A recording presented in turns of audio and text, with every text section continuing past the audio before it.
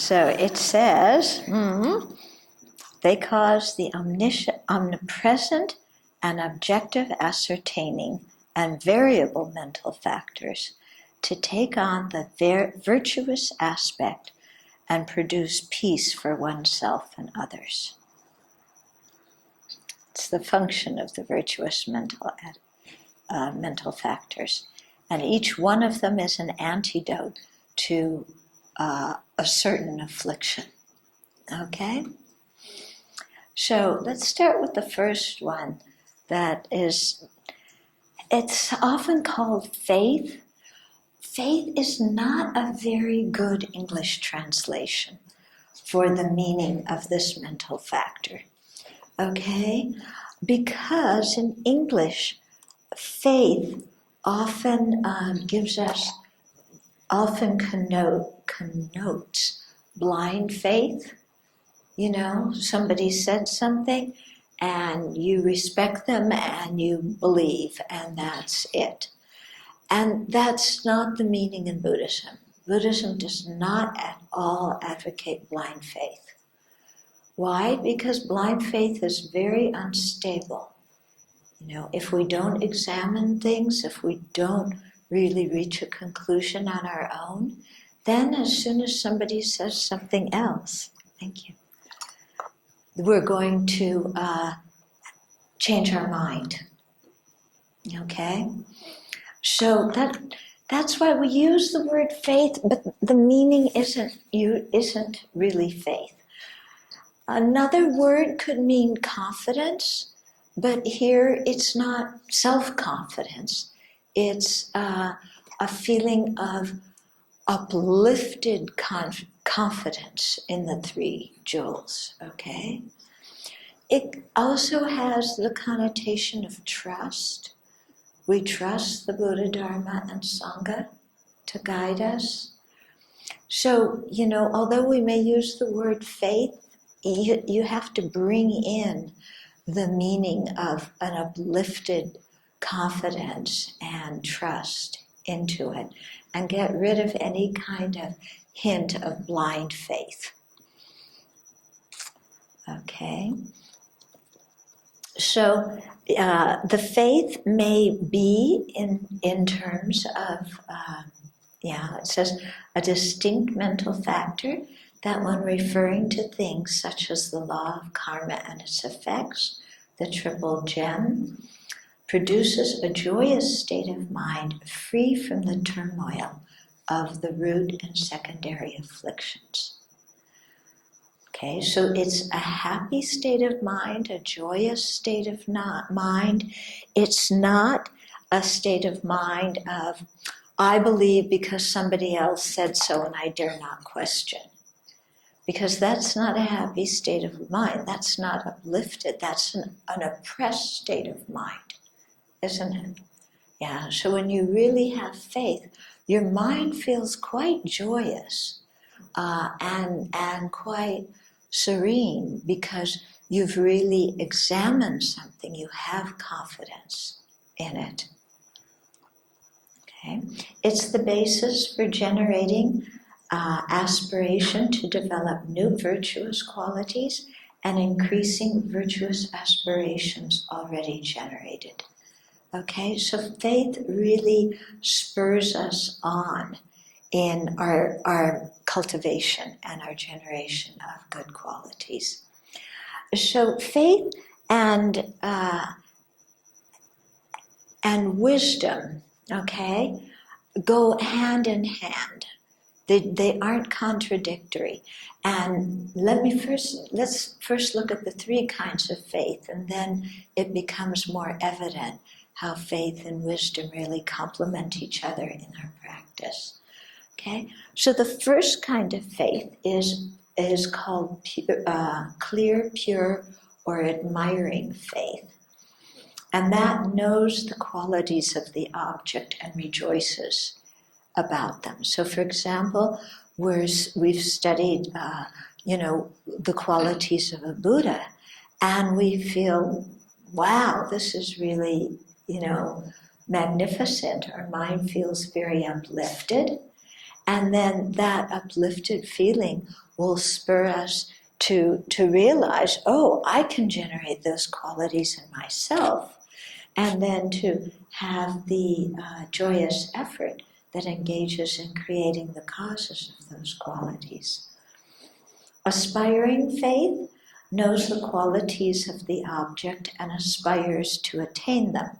Okay, so first we have, we admire the faith, we admire, let's say, the three jewels, then we aspire to become like the three jewels. Okay, and then convictional faith knows the qualities of the object and has confidence in them. So knowing the qualities of the object means not that we've just memorized a list of the qualities, but we have some understanding of the meaning of the qualities. Let's say the qualities of the Buddha, and we have confidence that therefore the Buddha is a reliable guide. Or we know the qualities of the Dharma, and we have confidence that then actualizing the Dharma becomes the true refuge, the true thing that will liberate us. Another example of convictional faith is we contemplate the law of karma and its effects, and we really reflect deeply on how our actions produce the situations we're born into, how our actions produce our happiness or our suffering. And when we have deep conviction and confidence in that, it really changes how we live our lives. Because then, instead of just being focused on our immediate happiness, our short-term happiness, which is very much, what worldly happiness is about, is we start looking long-term, and we start focusing on our long-term happiness, our long-term well-being. When we understand karma, it also helps us to open our hearts to other living beings and to wish them well and to wish them to be freed of being stuck by their previous karma in the same way that we wish ourselves to be freed from that. Okay, so convictional faith comes with understanding. And here we can really see how faith in Buddhism isn't just blind faith. It's really, really important.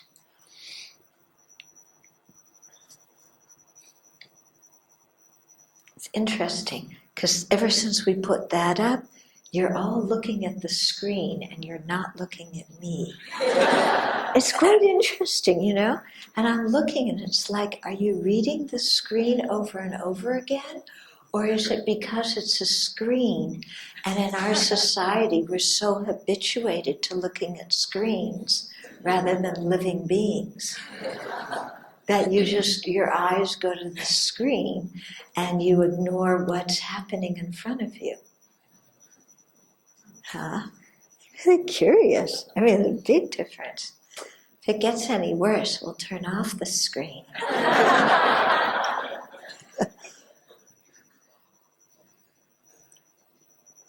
Because I really want you to pay attention, and think about what you're hearing. Okay, the second, so you can see how this kind of faith or conviction or confidence is virtuous. Your mind is uplifted, it spurs you to really make your life meaningful. It spurs you on the path. And then, I was going to explain how faith and wisdom go together. Okay? Or faith and examination, analysis, investigation. Because the Buddha really encouraged us to examine and analyze, not just to believe. Okay? So they go together because when you study something, when you hear the teachings, okay, and you start to study and then you move from hearing into contemplation and into meditation, you get a deeper and deeper understanding of whatever the teaching was, whatever the topic was that the Buddha explained. As you understand that more deeply, it really moves you. You have some kind of experience inside that experience inside reaffirms your conviction in the Buddha, Dharma, and Sangha being reliable guides on the path to full awakening. Okay? So that reaffirmation of your conviction in them is faith. Okay? When you have faith and that uplifted mind that, comes from understanding, then you really want to develop your wisdom because you want to become more like the Buddha. You want to deepen your understanding. You want to develop your good qualities. So that faith then spurs you into, investigation, analysis, understanding, and in that way you develop your wisdom. Okay? So the faith and the wisdom go back and forth. The more faith you have, the more you're going to make an effort to develop your wisdom. The more wisdom you have, the more confidence you have in the three jewels. And so they become mutually supportive conditions for you on the path. Okay? And I really want to stress this about Buddhism, that the Buddha really wants us to think about things. Yeah. And we really have to develop a certain amount of self-reliance to practice. So of course we have to rely on a spiritual mentor. Yeah, of course we have to rely on the teachings.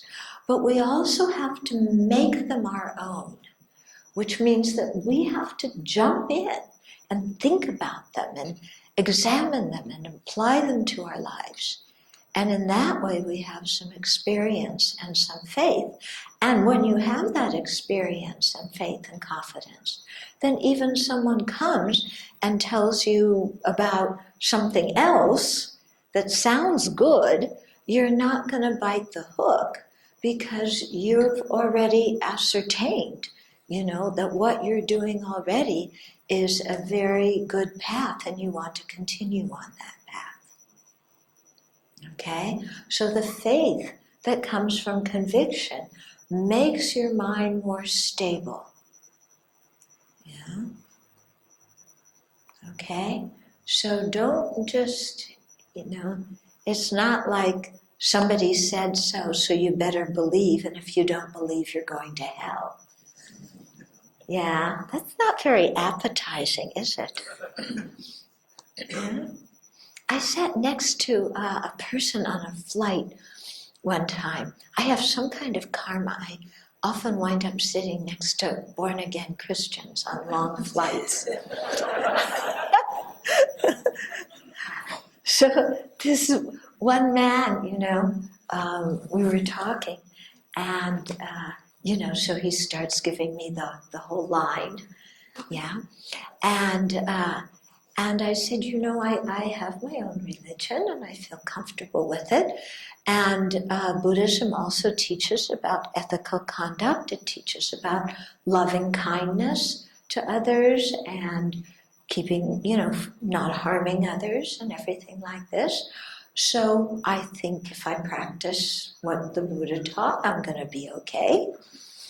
And he was saying, well, I felt the obligation to tell you that, you're going to go to hell. Basically, that's what it boiled down to. He didn't say it that way. But, he said this obligation to tell you for your own benefit. And I said, and I decided to take a different tact with him. And I said, I find that very offensive. I said to him, yeah, I find that very offensive because if I practice ethical conduct and kindness and compassion, how can you tell me that that's going to bring bad results? And I said, if this, you tell me you believe in God that is merciful, and I said, if God is merciful, why would he condemn somebody to hell who lives a good life?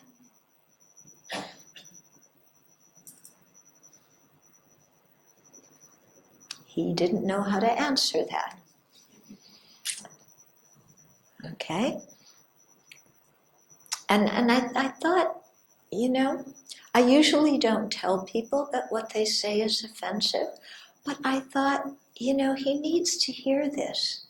He needs to know that it's very offensive to tell somebody something like that. Yeah.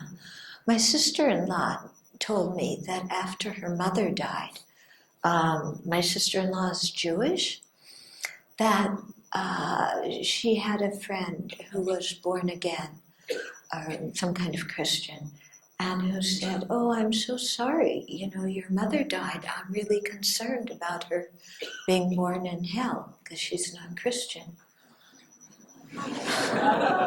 My sister-in-law looked at her and just flat out said, "This is very offensive. How can you say that to somebody who's grieving the loss of her mother?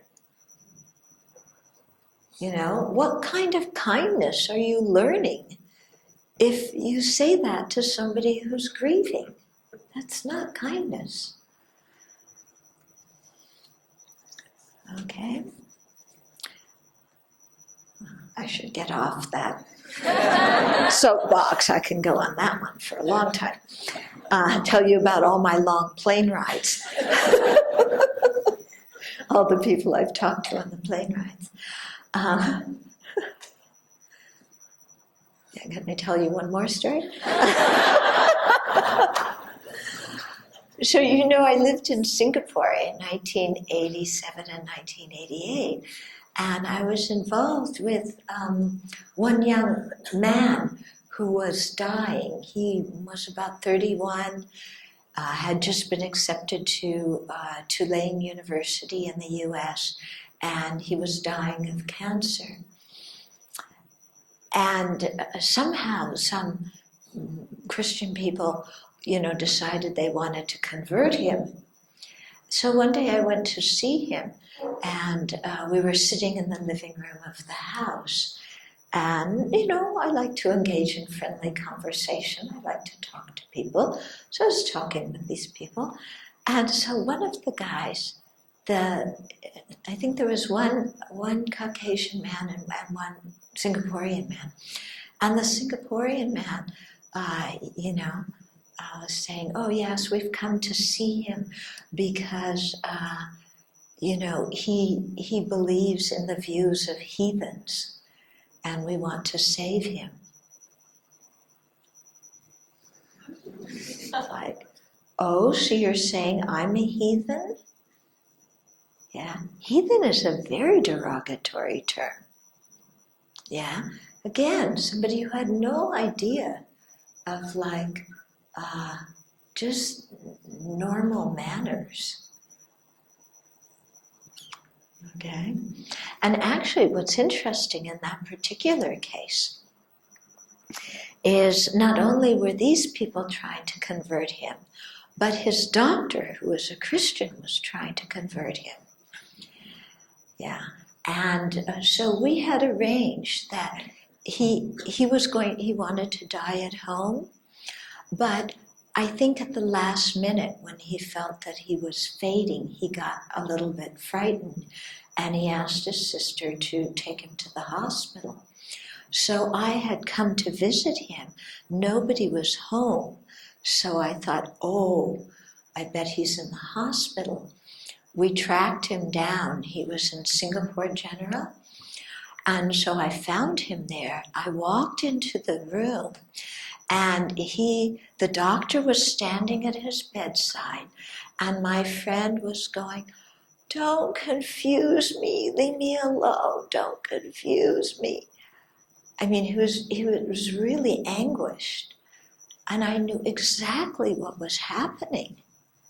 There he is dying and saying, "Don't confuse me.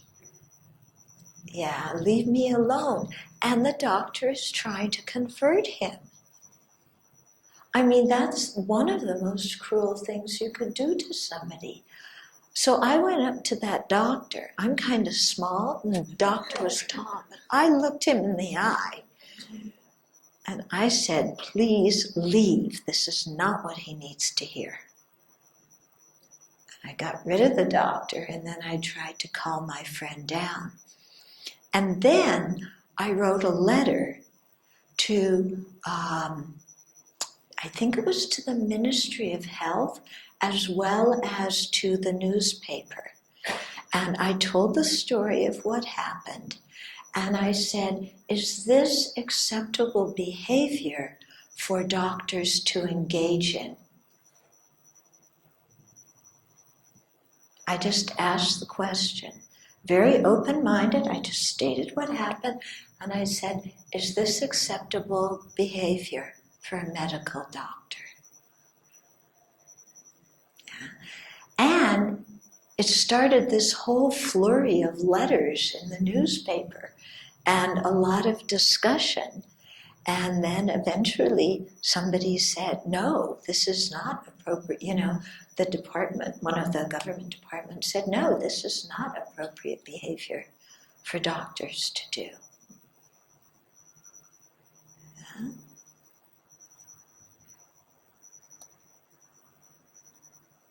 So it was interesting. So I think, you know, in these kinds of situations, we need to be very clear and stand up.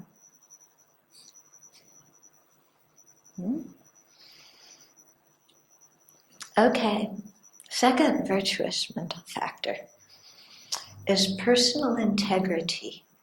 Yeah. Well, let me read you the definition of this one, okay? A distinct mental factor that avoids negativity for reasons of personal conscience. It enables us to restrain from harmful physical, verbal, and mental actions, and is the basis for ethical conduct. Okay? So this mental factor, we're in a situation where we could act negatively, or affliction could arise in our mind, you know, or we could do a harmful action, but we stop and we say, I have self-respect. I don't want to be the kind of person who acts like this. Yeah, I respect my own spiritual practice. I respect myself as a human being. I respect my own values. And because of that, I don't want to do anything harmful. And so it helps us to restrain from harmful actions. So that's why it's called the virtuous mental factor. Some people translate this mental factor as shame. Okay? Shame is a dicey word in English. Yeah. Because there's a good kind of shame and a rotten kind of shame. And very often in English, when you use the word shame, people think of the rather negative connotation of shame. Okay? So I know in Asian culture, there is the sense of a positive kind of shame. For example, you don't want to do anything that will,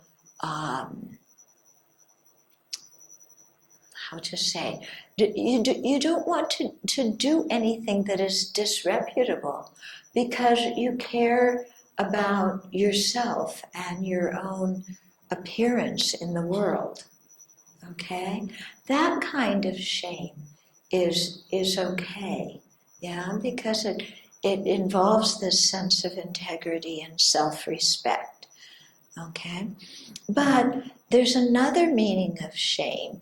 I don't know in Singapore if you use it as much, but in the West, shame is a feeling that people have of something is intrinsically wrong with me. Yeah, that I'm just kind of a bad person and there's nothing I can do about it.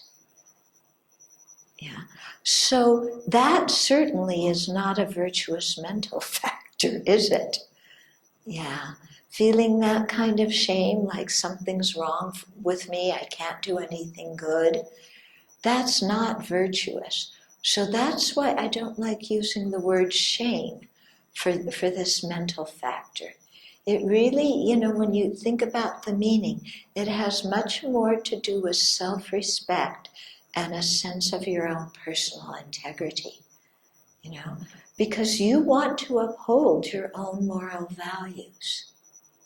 Yeah, you want to be a good person.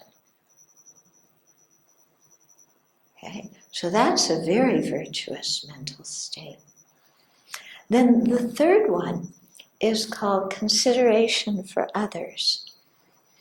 So this is a distinct mental factor that avoids negativity for the sake of others. It enables us to restrain from harmful physical, verbal, and mental actions, acts as the basis for maintaining pure ethical conduct, prevents others from losing faith in us, and causes joy to arise in others' mind. Okay, so whereas personal integrity, the second one, we abandon negative actions by reasons of our own self. We want to live up to our own values. We want to have a clear conscience ourselves. Consideration for others abandons negativities because we care about the effect of our actions on others. We know that if we act in a certain way, it will damage others' faith in us. It may damage others' faith in the Buddha Dharma. It may damage others' faith in humanity. And because we don't want to cause others distress or make them have a very negative mental state, then we refrain from, destructive behavior. So this is done for the benefit of others. So I recently learned that the Chinese character, which is pronounced, how is it pronounced? The one you told me has two parts. Tan Wei. Yeah? So that those two characters are those two mental factors. Okay, you'll find them a lot in the Chinese texts. Okay? So when you think about it, these two mental factors are really the basis of our ethical conduct. And ethical conduct is the foundation of the path to awakening. How are we going to attain higher levels of realizations if we can't stop our body, speech, and later on mind from, negative behavior? Yeah. So sometimes you meet people, they think, I want to practice the Dharma. I'm an advanced student. I want to learn these high-level practices. Don't tell me to stop killing and stop drinking and stop sleeping around.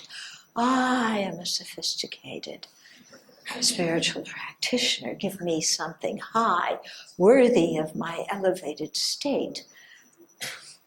What kind of nonsense is that? Yeah? Because when you look, in any level of Dharma practice, ethical conduct forms the foundation. And we may think of ethical conduct or morality as something coming from the outside, pushed on us. That's not what it is.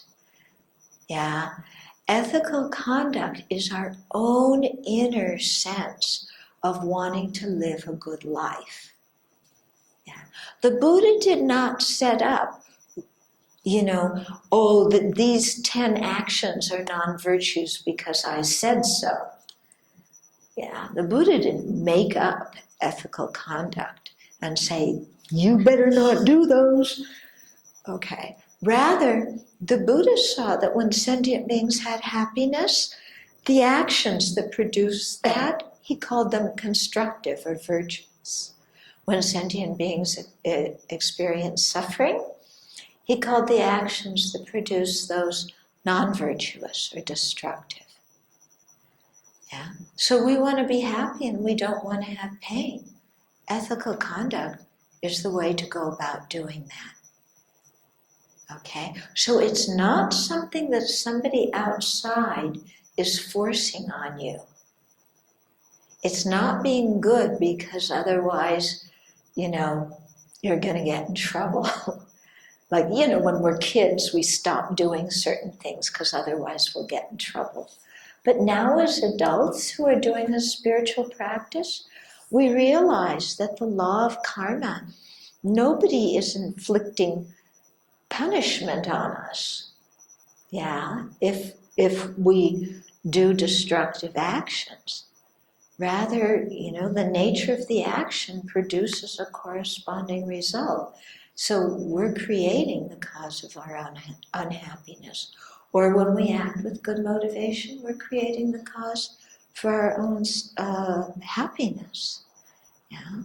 It's not, ethical conduct is not imposed on us from outside, but rather we determine inside ourselves that we want to be a certain kind of person.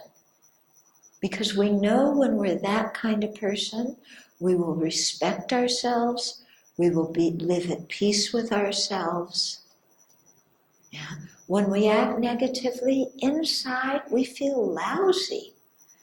We have so much internal conflict inside. Yeah.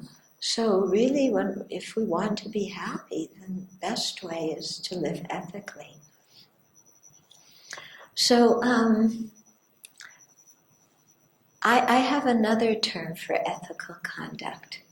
Yeah, I call it stop being a jerk. And if you think about it, yeah, what do jerks do? We say, oh, that guy's such a jerk. Why do we say they're a jerk? Yeah, because we can't trust them. Yeah, they take things that aren't given them. They sleep around, they lie, they talk behind other people's back, they tell people off to their face, they tell people secrets. They're a jerk. Okay. So when you think about it, do you want to be a jerk? I don't know about you, I want to stop being a jerk. So how do I stop being a jerk? I keep good ethical conduct. If I have good ethical conduct, nobody's going to think I'm a jerk. And I'm not going to feel guilty about what I do either. And even when I make mistakes, I'll think about them afterwards, I'll purify them, I'll learn from them, I'll go forward with a renewed virtuous intention.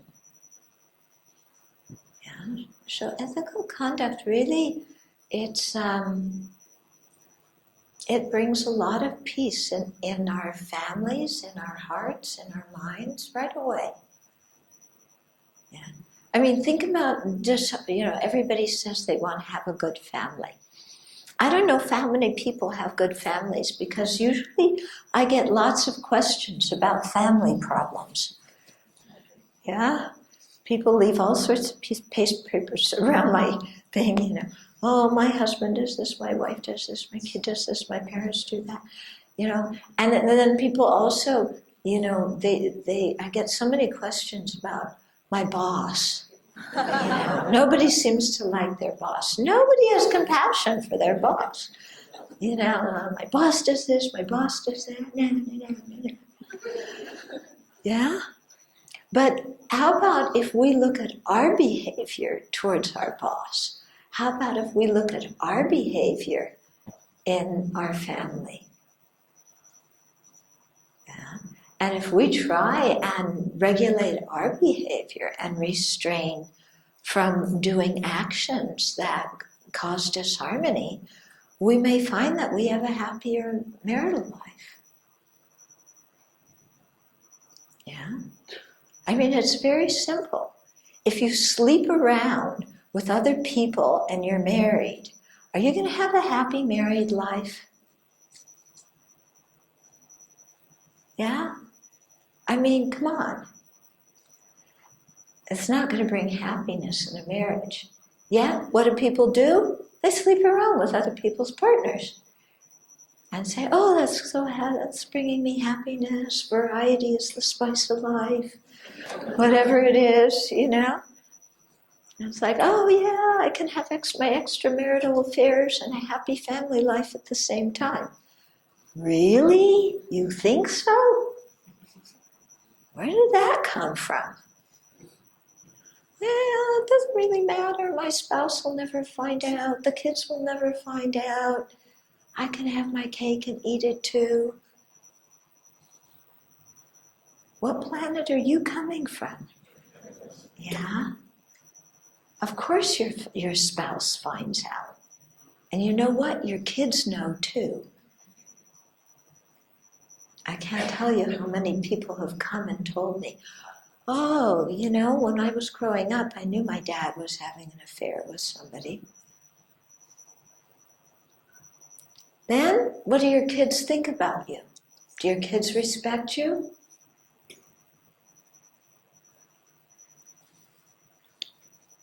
Okay, so for a little bit of immediate happiness, we jeopardize family life. Yeah? So it's something to think about. Yeah. You know what the best thing is? Ordain and don't have a family. Yeah. You want to not have family problems? Get ordained. Okay, we'll sign you up and we have the razor right over here. No, seriously, people look at monastics and go, oh, you're giving up so much. It's like, what are you talking about? I'm giving up marital discord. I'm giving up fighting with kids. You know, best way not to have fight with your kids is not to have any. You know, best way not to have marital discord is not to have a marriage. Huh? Very peaceful, very calm. Okay, you have to be celibate, but believe me, that's much easier than, yeah. Much easier than what you have to do to stay married. Do you believe me or not believe me? Huh? You think I'm crazy? I was married before I ordained. Did you know that? Yeah, I was married to a very nice man. No kids.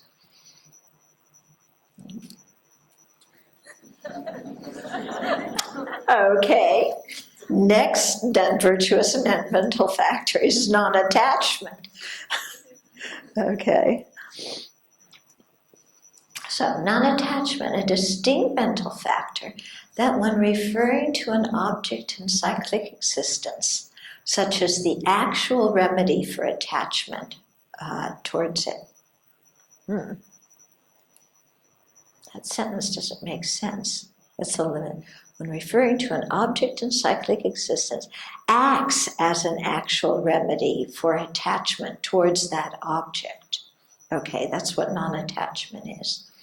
So not exaggerating the object, it remains balanced and doesn't grasp to it. So non-attachment prevents and counteracts attachment and subdues the attitude which is obsessed or fixated with something. Okay, so to understand non-attachment, you have to also understand attachment. So we'll come to attachment. It's one of the 6, root afflictions. But attachment is a mind that is based on exaggerating the good qualities of someone or something. And then because we've exaggerated the good qualities, our mind is obsessed or fixated with this. I've got to have this. Yeah. because we've exaggerated good qualities. If I'm going to be happy, I have to have that kind of car. I have to marry this kind of person. I have to have this kind of job. I really want to go to this place on vacation. I really want people to acknowledge what a good athlete or artist or, whatever it is I am. So there's attachment. It's wanting something. Non-attachment, is the opposite of that. It's not based on exaggerating the good qualities of someone or something. So it's a balanced state of mind, that doesn't get hooked by glitter. It doesn't get hooked or enticed by what sparkles, but in the end brings unhappiness. Okay? So non-attachment is, it's balanced. It doesn't grasp to the object. You can still enjoy the object without grasping to it. So Buddha is not saying that we should be unhappy. The Buddha, of course, wants us to be happy. What causes unhappiness is when we're attached to things or people and we're fixated on them and we grasp at them and we say, I've got to have that. That kind of attitude creates dissatisfaction.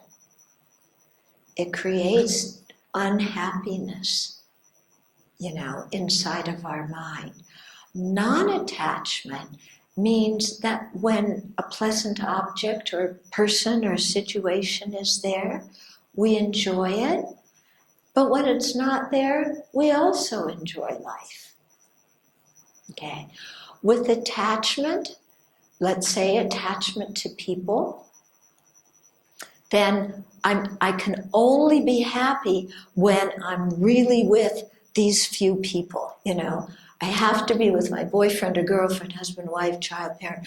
I can only be happy. I've got to be with these people. Then I'll be happy. So you can see attachment limits our ability to be happy because it fixates us on just a small number of people because we're exaggerating their good qualities. Non-attachment means that when we're with somebody who's pleasant, we enjoy their company. But when they're not here, we don't sit and miss them and pine for them and grieve after them because we're able to look at other people and have good relationships with them as well. So non-attachment opens our mind, opens us to experience different things. So non-attachment does not mean that we're detached from the world. Some people, they misunderstand the Buddha's teachings and they think, Buddha talked about renunciation. He wants us to renounce happiness. Really? You read that somewhere in the sutra? You pointed out to me where the Buddha said you shouldn't be happy and happiness is wrong. Buddha never said that. What the Buddha is saying is when we cling to pleasant experiences, that creates suffering inside of us. When we don't cling, we can enjoy something and go on. Okay, so the opposite of attachment is not just some kind of detached coldness. So there's, the people say, well, Buddha said we're not supposed to be happy. Buddha said we're not supposed to be attached. So I just sit there. I'm not attached to anything. Do what you want, do what you want. Be nice to me, be mean for me. I don't care, I'm not attached. I'm just a bump in a log, Does Buddha look like a bump on a log? Does Buddha look like a person with that kind of attitude? who just sits there and says, I'm detached, I don't care. Yeah? Is that what Buddha looks like? You know, Buddha's somebody who has a very blissful, joyful, inspired, uplifted mind. Yeah? Buddha's someone who appreciates others, who can be happy no matter what circumstance they're in. That kind of is the quality of a Buddha. Not somebody who's cold, who just leans back.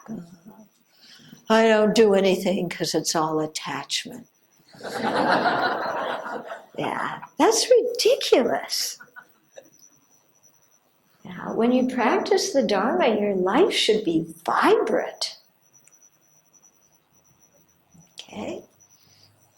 Okay, so non-attachment gives you that space to be vibrant because it's a balanced mind. Number 5 is non-hatred, also known as love. Okay, so this is a distinct mental factor that when referring to one of the 3 objects, okay, what are the 3 objects? Somebody who harms us, the harm itself, and the cause of the harm. Okay, so the person who speaks badly about me, the bad words that they say about me, the criticism they say about me, and their motivation to criticize me. Okay, so the person who harms, the harm itself, the cause of the harm. So when referring to one of those 3 objects, yeah, non-hatred bears the characteristic of love, which directly overcomes anger and hatred.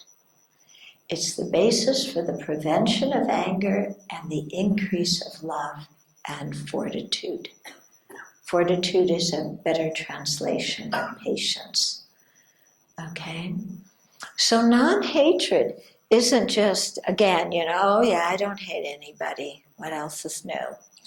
It's an attitude of love, okay? Which of fondness for others. Love, actually, the simple definition of love is you want somebody to have happiness and the causes of happiness. That's what love is. Okay? Love isn't, I can't live without you. You're so marvelous. That's not love. Okay? Because what's that kind of mental attitude about? That's attachment. And it's like, I like you because you make me feel good. Love is, I want you to be happy because I care about you. Very different than, you make me happy, so I'm attached to you. Okay? So love is something that we can have an unlimited amount of. Okay? We often think of love as a fixed pie. If I love this person, I can't love that person. Okay? The kind of love we're talking about here in Buddhism, is based on seeing the kindness of others and wanting them to have happiness in its causes. Okay? So we can have love towards everybody because we can see everybody's kindness and want everybody to have happiness in its causes. So love is a mind that has that kind of open, positive, affectionate feeling towards others, whether we know them or not, whether we like them or not, whether they do things for us or not. Yeah. Love, as we talk about it in Buddhism, is, I want you to be happy simply because you're a sentient being who exists. It's not, I want you to be happy so that you'll make me happy. It's not, I want you to be happy because you're mine. It's, I want you to be happy because you exist. Because I see your kindness to me in this life and previous lives. Okay, so that kind of love, really opens our heart and makes it so, when we look around at other people, we can feel connected to them. When we have that feeling of connection to others, that attitude, when it's in our mind, it prevents anger.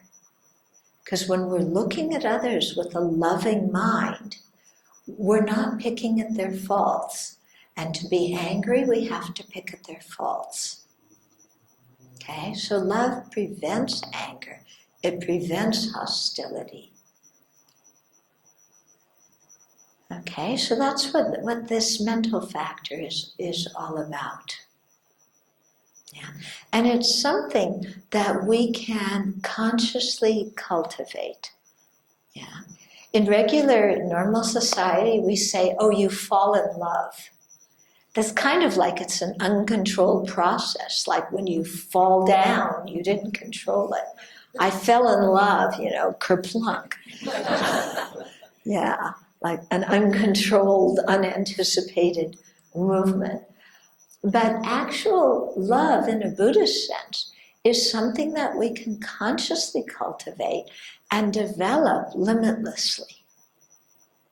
Yeah, and it has a very transformative effect on our mind, on our relationships, and on the people around us. So we try and consciously cultivate love. Okay, next one, non-bewilderment or non-confusion, non-closed-mindedness, okay, is a distinct mental factor that arises from an inborn disposition, hearing, contemplation, or meditation. What does it sound like? From that definition, where did we hear that earlier today? Inborn tendency, hearing, thinking, meditation. What other mental factor is that about?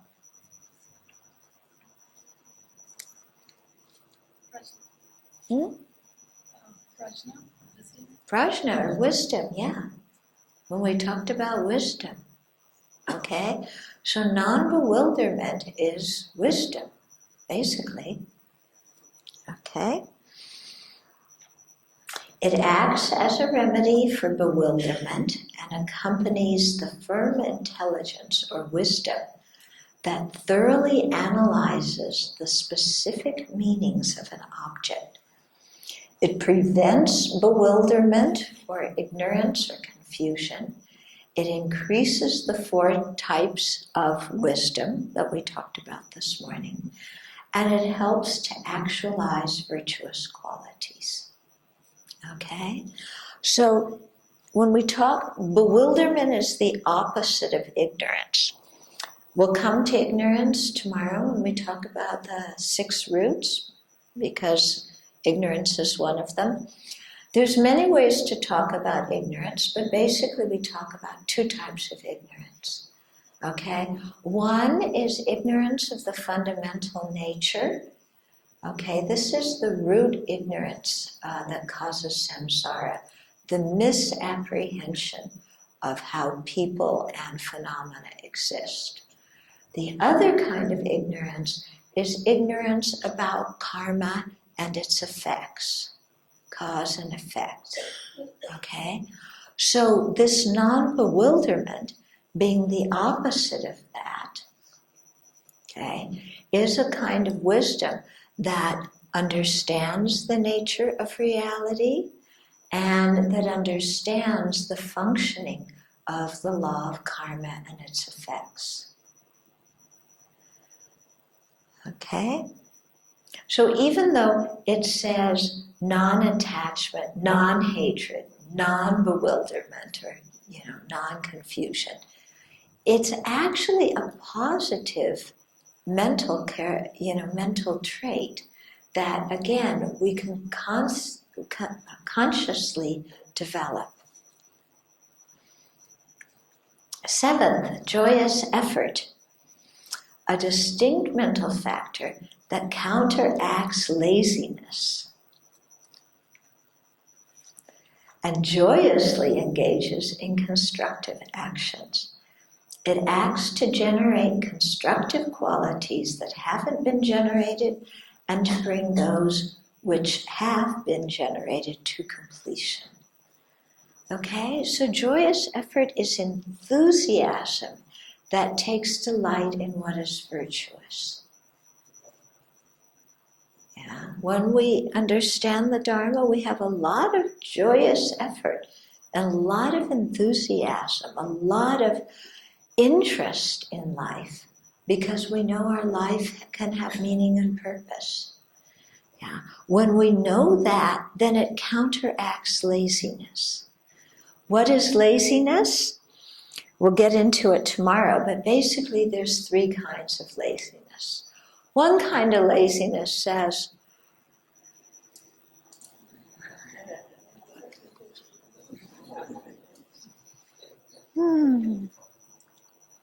Okay, so the laziness that likes to just lie around and do nothing. Second kind of laziness is being the busiest of the busy in creating, in chasing after worldly happiness and doing negative actions to obtain our worldly happiness. Okay? So this is interesting, isn't it? Laziness, the second kind of laziness is actually busyness, but doing busyness and putting your energy in the wrong thing so that you're creating a lot of non-virtue. Okay. The third kind of laziness is the laziness of discouragement, of saying, I can't do this. Getting enlightened is too hard. I can't do it. The path is too hard. The result is too high. I just can't do it. So feeling discouraged is like that, is a form of laziness. So joyous effort, opposes that, all three kinds of laziness. Because when we have joyous effort, we're upbeat, we're not discouraged, we're active in putting our energy in a good direction, not in creating negativity, and we're up and, practicing the Dharma, not just like lying around doing nothing. Okay?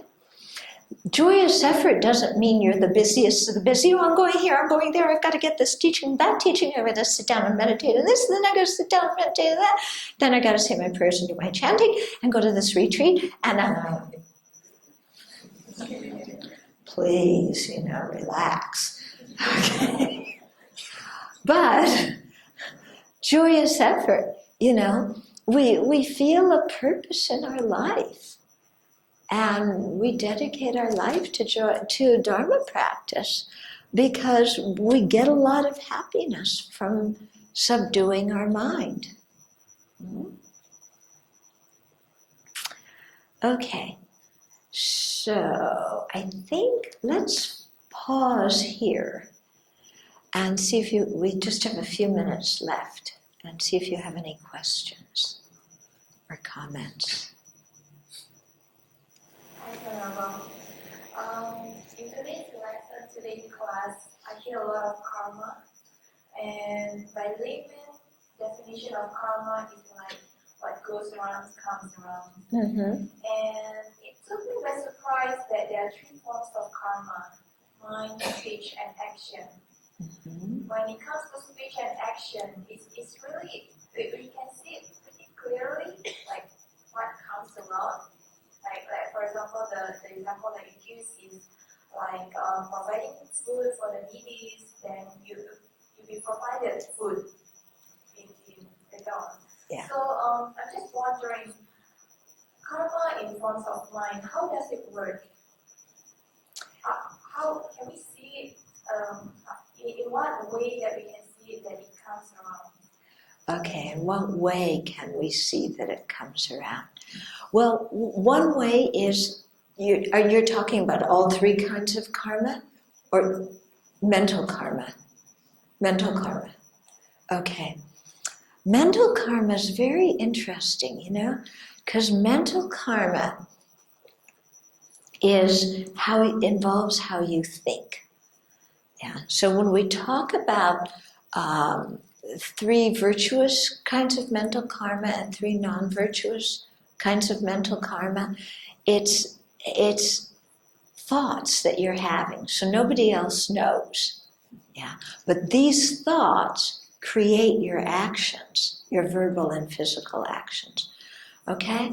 So the first, if we talk about first the destructive ones, is coveting. Okay, so coveting other people's stuff. Yeah. Oh, what a nice whatever you have. Gee, where did you get that? Hint, hint, hint, hint. But it's the mind. You haven't moved with mental karma.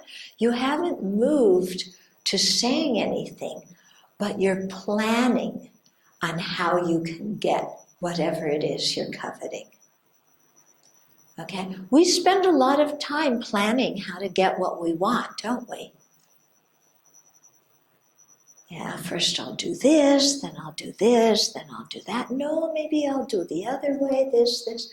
Yeah? So coveting is based on attachment, and we're planning how to get whatever it is.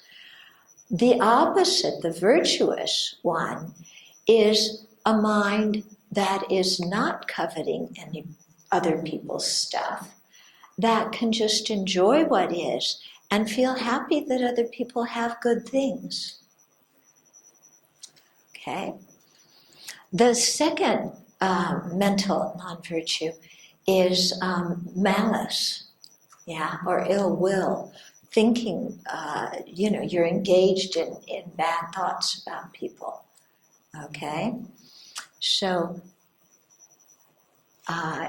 just your mind spinning around, kind of, I don't like this, I don't like that. How can I harm somebody? How can I get revenge? They insulted me. I don't like when they do this. Okay, that kind of thing. So the opposite of malice is having a kind heart, cultivating a kind heart. Again, it's mental, but it's going to influence what happens after that. And then the third non-virtuous one is wrong views or distorted views.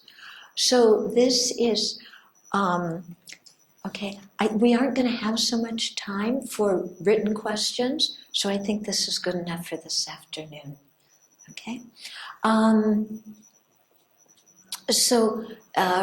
views, like some kind of cynical view, like sentient beings are inherently selfish, so there's no way they can become enlightened. Or karma doesn't exist, there's no ethical dimension to our action. Yeah. Or Buddha, Dharma, and Sangha don't exist. Yeah. So these kinds of views are destructive, harmful, inaccurate views. And then the opposite, the mental views, are correct views, like in the Eightfold Noble Path. Okay?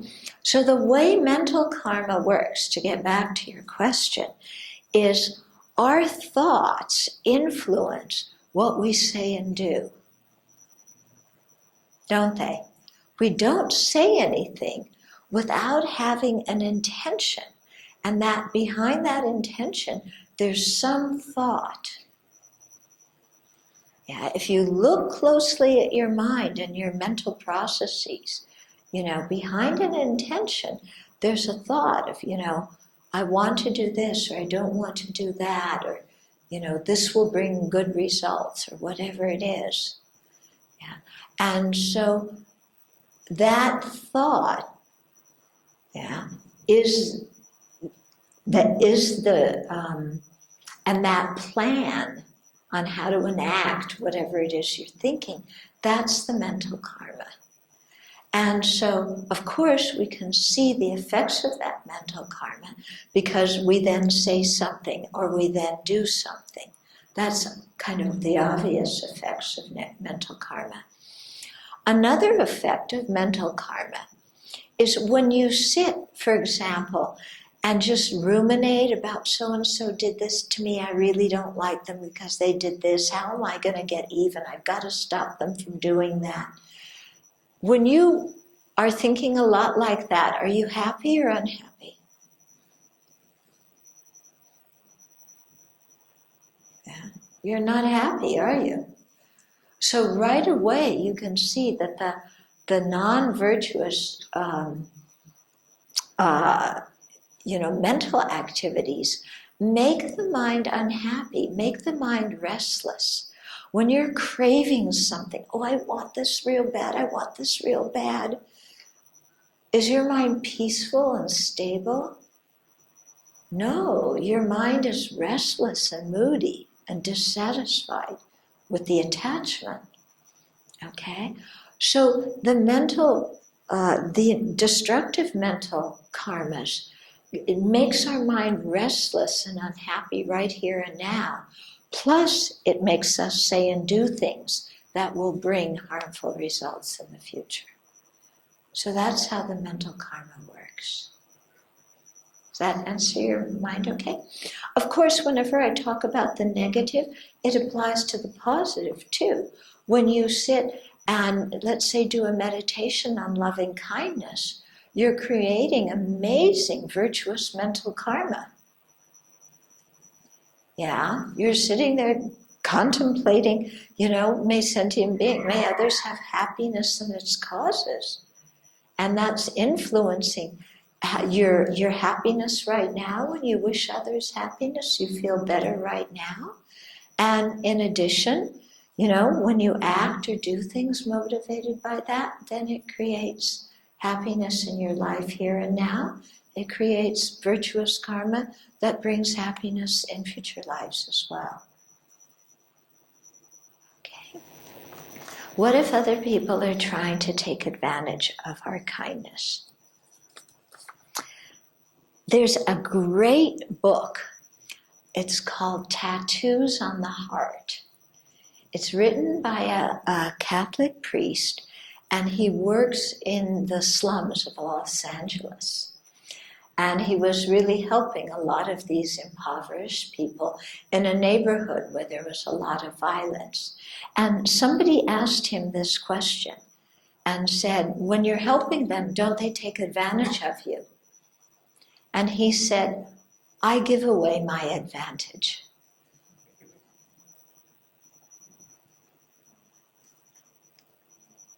They don't take advantage of me. I give away my advantage. I'm going to let you think about that one. I'm not going to explain it anymore. Yeah, but think about that. And another question is to think about, how do you know somebody is taking advantage of you? And what is the definition of taking advantage of someone? Yeah, what does it mean to take advantage of someone? And how do you know someone's taking advantage of you? And how do you know when you're taking advantage of someone else?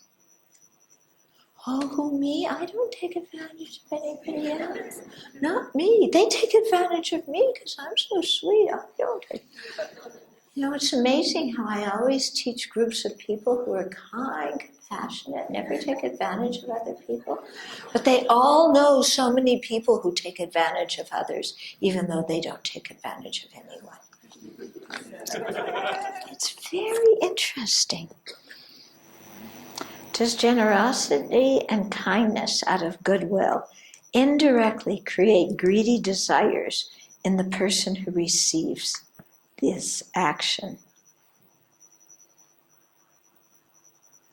It happened to me, and I was shocked that my colleague asked me to not offer her cookies, the cookies I baked, as she became greedy. The reason? The cookies were delicious. So is consideration for others to stop giving her cookies? You know, everybody finds happiness in a different way. And I can resonate with your colleague because I really like cookies, okay? And I can get very greedy about cookies. And I know that eating too many cookies is not good for my health. So I can very much understand somebody saying, please don't give me cookies, because my mind's a little bit uncontrolled about them. And I will eat too many, and it's not good for my health. So that person is not rejecting your kindness in offering cookies. They recognize your kindness, and they appreciate your kindness. What they're saying is, my mind is uncontrolled, and I'm trying to protect my own mind from doing something that will not bring good results. Okay? So when that happens, you know, the person was asking here, so does our generosity and kindness out of goodwill indirectly create greed in somebody else? You know, we never know what's going to create greed in somebody else. But our basic thing is to act with kindness. If it creates greed in somebody else, that's their responsibility. However, if we know that our kindness will create greed that will be damaging to somebody, then we find a different way to express our kindness. Okay? So for your colleague, and if you want to express your kindness, don't give her cookies. Maybe give her a protein bar. Okay?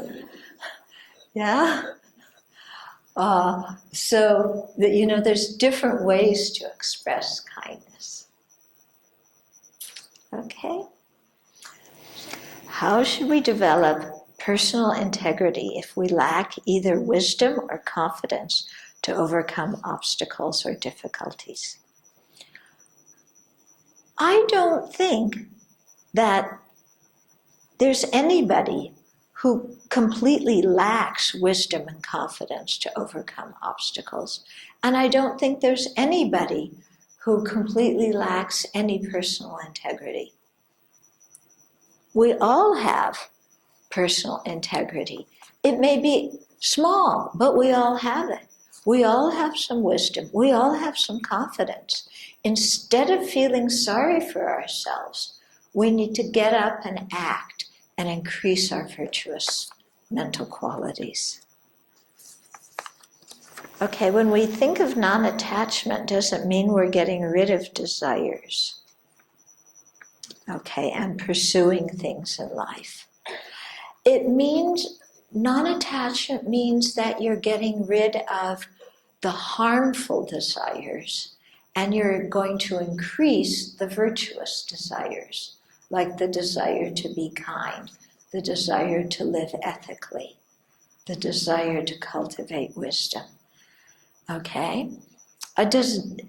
When we thinking of non-attachment, does it change what we pursue in life? Yes, it will.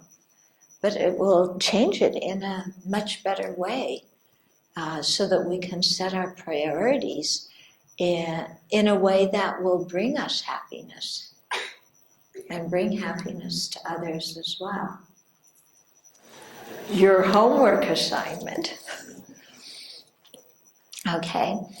Think about the mental factors that we've talked about today. We did the 5 omnipresent ones, the 5 object ascertaining ones, and then we did 7 of the virtuous ones. So go home and think about them and make some examples from your own life, of when these mental factors are, manifest and active in your mind. And use that, even as you're going about whatever you're doing tonight, to be aware what kind of mental factors are operating in my mind. Do I have attachment? How do I cultivate non-attachment? Okay? So this is your homework, and I have the hiccups. Okay?